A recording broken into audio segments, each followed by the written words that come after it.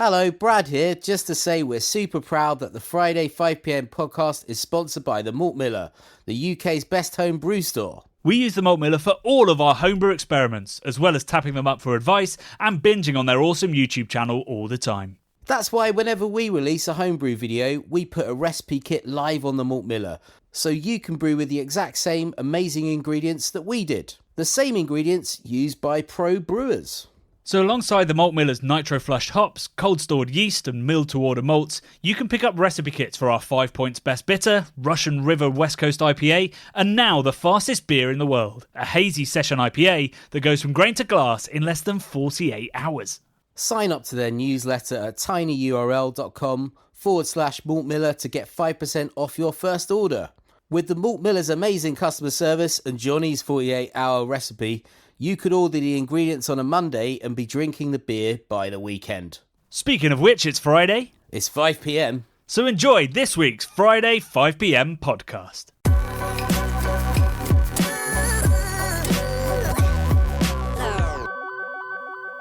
Good afternoon, beer geeks. I hope you've got a beer in your hand, because we certainly don't, because we're doing a lot of drilling, a lot of screwing.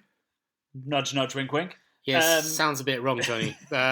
Just to sort of clarify, we are currently building the home of home brewing on the Craft Beer Channel, aren't we? We are building a home brewery building and studio in my back garden.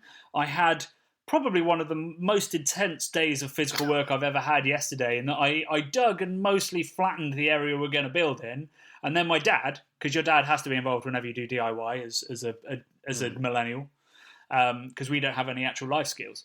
He came along and went, nope, that's not deep enough, not flat enough or anything. So I then spent probably 9 hours digging and then having to lay sand in the bits I'd overdug. Damn. This is like Brad's week of woe. This time it's Johnny's week of woe. But just one day, but it felt like a week. Sounds like hard labour. It's like prison style. I'll put a link to the photo that I put on Twitter this morning, which was me at about 8 p.m. last night when we'd finally finished laying the base. Just looking, that glorious mix of absolutely shattered, but also delighted. And I kind of expected to wake up this morning, go down and find that it had all been a dream. Or it sunk or something. Or it sunk, just a sinkhole had opened up. But no, it was all good. So we've literally just finished building the frame that everything will sit on. Yeah. And, a couple of mil here and there is not going to make it fall down, is it? Mate, the tolerance we're talking about is about 3 mil out. I think 2 to 3 mil out. That's all we've got. Over about 3 metre square. So 2 or 3 mils. Pretty bloody good, I think, Johnny. So there you go. So that's the base laid, and we're going to get as much as we can done before the light fails us. But of course, we couldn't skip a Friday 5... I say that, we skip Friday 5pm all the time. But we didn't want to skip this one for some very exciting news, which we'll tell you at the end. But yeah, so that's being built. Hopefully we'll get it watertight maybe today. And then I'll do the finishing touches over the next probably couple of weeks, if I'm honest. And then we will have a new home for the Craft Beer Channel, for the home brews, for the videos, and for hopefully sofa sessions, if we can all squeeze in there. But it's not the biggest. 3 metres square. It's going to be tricky, but we'll give it a go. We'll give it a go. We're close friends. We've stayed in smaller hotel rooms together. Oh, hell yeah. Yeah. So this week was, moving on to the video, was our 4th episode of the biggest thing we've ever done, which was our Real Ale series. And this time it was, and somebody put a comment, I haven't found it while digging through, but somebody said it was nice to see Brad lead a video because it was in your neck of the woods, so to speak. Yeah, man, I've got a place, I've got a little pied de terre down in Margate, one of my spiritual homes, along with Catford. And I bloody love it there. Yeah, I've over the last several years, I've been sort of doing up a wreck of a place, and now I just love spending time there whenever I can. It's great. So yeah, you were leading us round. I mean, a couple of the pubs I've been to because you'd taken me there before, but it was a micro pub tour. But we only actually went to 5. About 5, yeah. Over 30 that there are. I think there's about 30. Yeah, because like when we say Thanet, we're including little places like Minster and there's all these little mad little towns that have all been inspired to just liven up the high street again. Although the very first ever micropub wasn't technically in Thanet, it's just outside it. I forget. It was called the Butcher's Arms, but I forget the name of the town. So it started in Kent, but Thanet seems to have really kind of taken it to heart, hasn't it? Yeah, I don't know. I don't know what that is. I think the rents were like super cheap because Margate was rough. Well, I mean, Margate is one of the most deprived. Certainly Cliftonville, one of the most deprived council areas in the UK. So let's say 5 years ago, before the resurgence, there were loads of empty units all over the place, and there still are a few of them. I think when you get away from that lovely curve full of amazing stuff, it does start to. You can start to see the poverty and the need for renovation that surrounds the centre of Margate. Definitely. I mean, it's it's quite an impoverished area, but as we sort of learned talking to Phil over the since the turn was built, it's really blossomed and regenerated. There was already like a strong artist community there. He was one of them, but it kind of took like the might of a giant organisation like the Turner Contemporary to make London types go, hey, what's this Margate place? And now they all live there. And they're called DFLs, down from London's. Is that right? So you're a DFL? Yeah, I'm a part-time DFL, yeah. Oh, God, is that even worse? Probably, yeah, because I'm not fully in the community. I'm just a bastard. Yeah. But I mean, as you've seen in the video, I think that somebody said that it's one of the best video we've ever done. I'm not sure I agree with that, but I think we did a really nice job of explaining what makes the micropub special, and particularly the Margate one, because although we only went to 5 places, the breadth of what we showed in like size, the way it's used, the beer that's served, the view that you have when you walk outside, like they're all radically different. Yeah, I mean, and also in terms of like location-wise where we walked from one to the next one in Margate within about a minute and a half. Yeah. Because they're that prolific and centralised. We probably walked past a few as we were doing it as well. Certainly there's like a microbrewery on the front called Xylo, which we didn't look at, but it's not Cask, mate. It's not Cask, of course. That's why we didn't go there. And those other guys had a pop up there that have gone. Oh, now. Flock were there. Brewing were on the seafront for a bit as well. Yeah. So I mean, there's a huge amount of brewing and drinking going on in Margate, and then we obviously had to hop in a car. We were driven by somebody not drinking.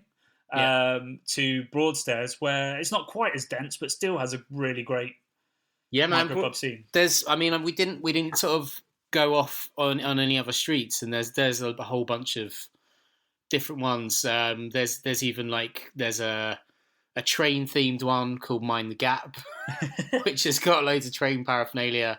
There's one which I can't really count, but it's called Houdini's, and it's like this mad little bar. With loads of magic sort of stuff on the walls. And I think they play magic on a TV set. Is that up near the station? Yeah, on the way to say, I think I walked past it because I went down there. There was a festival with some pretty non-politically correct costumes going on. Okay. But we did grab a takeaway pint from Houdini's. Did you? During that, yeah. Interesting. Yeah, I've only been in there once with my girlfriend. And the barman was like, want to see a magic trick? And then that's a terrible. Oh no, my head is filled with lots of things. I know, it sounds probably well wrong. Magic. He's had a bit of a sort of weird, slimy way about him. But I think that's just magicians in general. They're just a bit weird and slimy, aren't they? They are slightly strange. It's like Job from Arrested Development. It's kind of like that guy. I was like, stay away from my girlfriend. Tricks are what whores do for money. Yeah. So they are a little bit strange and maybe not the most forward-thinking people, but. That's magicians, not micropub owners. Micropub owners are incredibly forward-thinking. Mate, so many amazing places there. We only just scratched the surface. I think if I can persuade Johnny, we might... Because the original thing was we were going to go round on the Loop bus, which is a local bus route, which takes in all 3 major towns, Margate, Broadstairs, Ramsgate, and you can just get off along the way, sort of near Minster and all these other places, and kind of hit up maybe 15 of them in a day. That would be a cool video as well. That was kind of what the genesis of this idea was. I mean, people were already picking up in the comments as to you being a little bit squiffy by the time we got to the Magnet. So God knows what would happen if we did 15 micropubs and a bus tour. We might fall over. But, as Phil from Fez said, there are people that come down from like Northumberland and all these like places from around the UK. Quite a lot of them from up north, where cask is like beloved. Yeah. And they come down for beer tourism there, which is amazing. And also, if you're coming from the north, none of that beer is going to be on a sparkler. So that proves how good the condition the beer is. If somebody's not moaning about a sparkler. We've had lots of people moaning about sparklers in the comments saying, why aren't they pouring this properly? You can do it without a sparkler. You can do it with a sparkler. But like the beer in Phil's place in the Fez, it's just... We talked to him about how he cleans his glassware, because I think that's a key thing to head retention. But honestly, those beers, there's a great thing that actually didn't make it into the video when I was editing. And Phil poured you a beer and brought it out, and you just went, are you hiding a sparkler back there? Because the head was incredibly creamy. Yeah. And yet that's, when you really look after your beer. And, it also didn't go to the video. It could have gone into episode 1, really. But him talking about the way he looks after beer and how much beer he has to just tip away. Or how much beer, interestingly, I hadn't thought about, that he rejects. Mm-hmm. So he'll bring it in, he'll rack it, he'll vent it, and then serve it. And if he's not happy with that first pint, it goes straight back to the brewery. And he said he's lost a lot of friends and a couple of suppliers that way, but he just won't have it. Well, I guess that's the way that, you keep the standards up, and you have to be rigorous, and, you live or die by the beer you're serving when it's cask. Yeah, and when you've only got 2 taps and people are there for the beer. Yeah. And like that's another thing he said was like, do you want to... Oh no, sorry, that was at the Old Fountain where we were talking about how many lines. Yeah, Johnny said, do you want 8 Yeah. all right pints or 2 absolute bangers? Yeah. And I think that's the same in any of these places. They'll want to serve you the peak cask stuff. They're not going to just bombard you with 10 different... And that's not to say that you can't have 8 cask lines, because some of the best pubs that we know do, but that's because their throughput is incredible. They're in a location where that can happen. Whereas in Margate, you can only fit, 20 people in the Fez at a time? They're basically sitting rooms. Yeah. They're like, come into my house and sit on my artisanal furniture and like whatever. It's just like everything's wacky and amazing. That's why I love it there, man. There's so many characters, which, we showed a bit of the Pie Man, and you walk around these places and there's so many lunatics / wonderful eccentric people just sort of milling about in Margate. I think that happens in a lot of coastal places, because you've gone as far as you can on land. Sort of if you were a zombie or something and you just sort of walked aimlessly until you hit the water, then you would end up... I don't know what I'm saying. I'm not saying they're bad people. Saying people on the coast are zombies. Cask zombies. No, I think there's something about like you've gone as far as you can go, and then you're like, well, I'll just stay here then. I mean, I've done it. I'm there. Part-time DFL. Yeah. So I don't know what my point was. I find like it incredibly calming. I don't know. That's a famous psychological thing. Yeah, it is. Being near water. Particularly people with anxiety and depression find being by the coast incredibly soothing.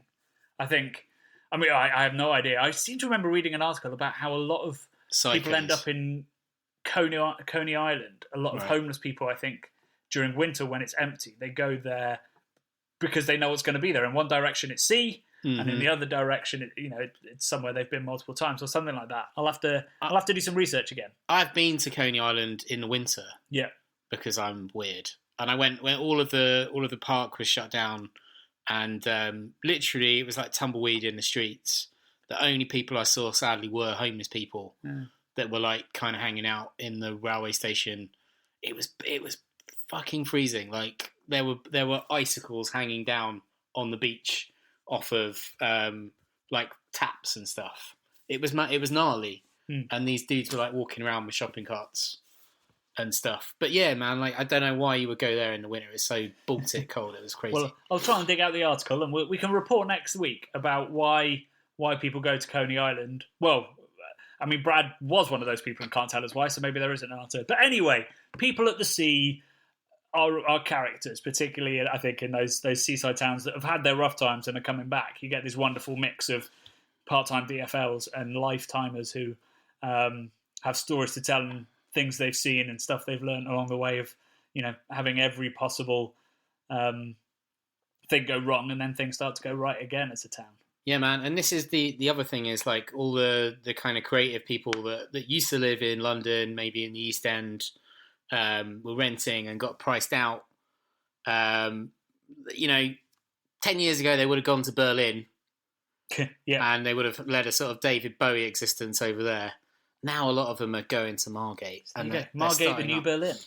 Margate's New Berlin. You heard it here first. Yeah, but they're starting up, these sort of creative businesses, including micropubs and stuff. Like a lot of these people, the guy from Magnet used to work in music industry. Oh, did he? I missed that. I believe so, yeah. Right. And then obviously Phil was an artist and a tutor. Yeah. So Phil taught at St Martin's, I think, as well, where I went. Oh, right. For a bit of the time, yeah. As well as Canterbury. So, yeah, there's a very strong artistic community there.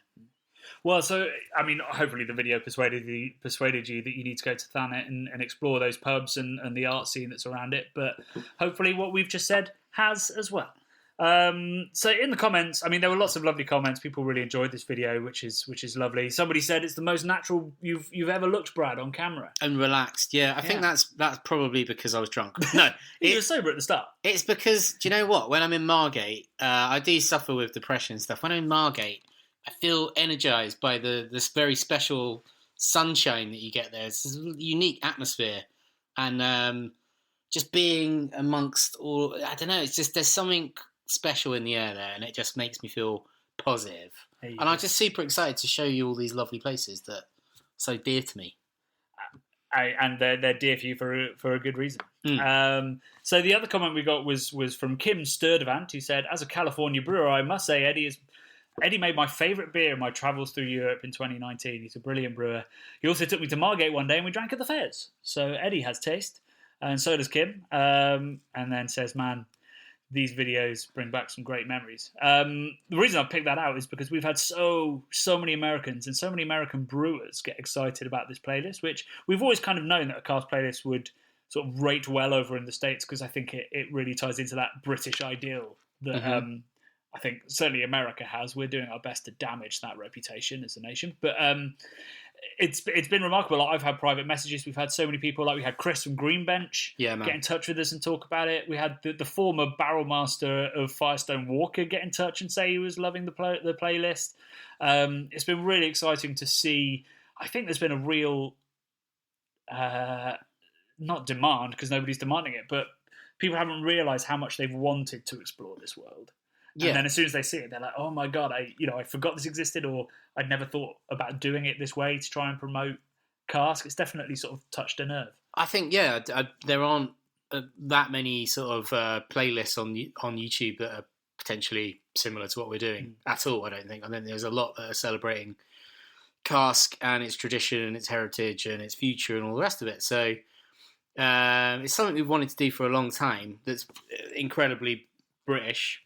But we've also got these ideas to do that in a similar way for other countries, haven't we, and other beer cultures. Yeah, I think the tradition, there's so much diversity in the brewing world, and a lot of what we've done on the Craft Beer channel, a lot of what people do on social is to talk about the brand new stuff that's happening in all these countries. And that top layer is pretty much the same everywhere. It's New England IPA. Whereas, if we go to Belgium and talk to the traditional and the family brewers, we go to Germany and talk to the traditional and the family brewers, you go to Czech Republic and you do the same, you're going to see much more diversity and much more regionality, which I think is what's been really cool about the cask series we've done. Not only is it uniquely British, it's also, where we went in Sheffield was kind of unique, nothing like it was in Margate, which was nothing like it was in the Cotswolds at Hook Norton. I also think something that I'm really proud of with this series is that, and one of the reasons I really wanted to do it is because cask ale in this country, it's seen as something to protect, and it's also seen as something a bit fluffy and a bit light, and it's always like the last segment on the news when somebody's done something in cask, and it's always that kind of puff story or that kind of save the clock tower kind of story, instead of like, no, wait, 30% of what's drunk in the UK is cask, and nobody's fucking talking about it. IPA makes up about 3%.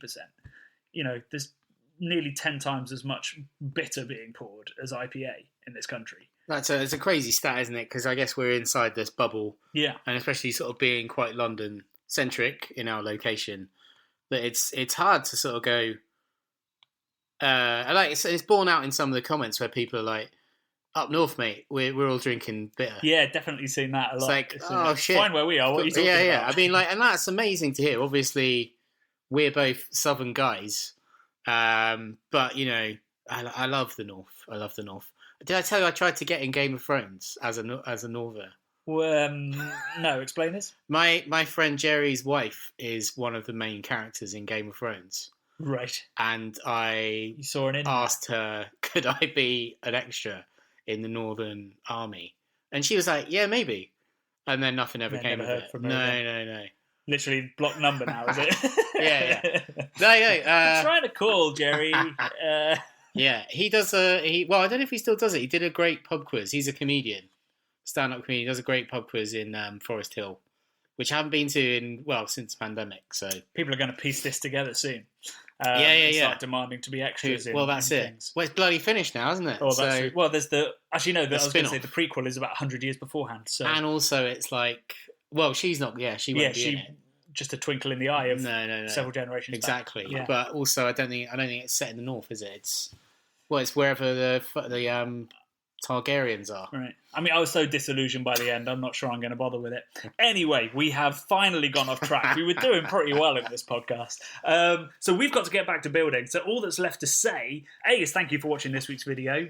And B, please send in questions. We've got no questions to answer at the moment. So if you've got a question you want us to read out on the podcast, or if you want to read it out, then send your question to craftbeerboys@gmail.com and we will answer it on this podcast. But the final thing to mention is that we have a brand new podcast sponsor, which is very, very exciting because they're people who have been supporting us for a long, long time, both in terms of giving us our ingredients for our home brews, but also so much information. The number of times I've called Paul Reiki from Malt Miller going, this isn't working, can you send me something? He probably doesn't want to talk about how many times that's happened. So yes, Malt Miller are our new sponsor of the podcast, and we're so pleased to have them because we're friends with them. We think that their shop is absolutely amazing. We're so lucky in the UK to have such a great homebrew store that cares for everything properly, as you'll have heard in the adverts. And they're also a pro Patreon on the video. So they're throwing lots of support our way. And hopefully, together with Malt Miller, we can get lots more people, at least trying homebrew. It's not for everybody, but I think it's for a lot more people than people think. They think it's going to be really complicated. They think it's hard to get hold of the ingredients or the equipment. And it's really not, thanks to people like Malt Miller. So hopefully we can push some people that way and get everybody talking about it. Because our homebrew section of our Discord is the most lively, the most updated, the most interesting, where I've learned a huge amount. Yeah. So, also join our Patreon. You'll get so many tips from some amazing brewers in there. And it's one of my favourite things to do when I've got half an hour. Just go read through the homebrew bit of our Discord forum. Nice. And learn a lot. And Reiki from Malt Miller is in there. He's in there. Giving the tips. Oh, lovely stuff. Yeah. So massive thanks to Malt Miller. Please do check them out and enjoy the hopefully hysterical adverts that Brad and I recorded to advertise that. And yeah, there'll be lots more homebrew content coming. We've got some big plans, obviously, because we're literally building a brewery to put it all in. Way! Only a year late, Johnny. Only a year late, yeah. So we're going to get onto that, and then we'll be able to move our lovely new Grainfather equipment in. That's right, new Grainfather equipment going in when it's finished. So until then, love and beer and power drills.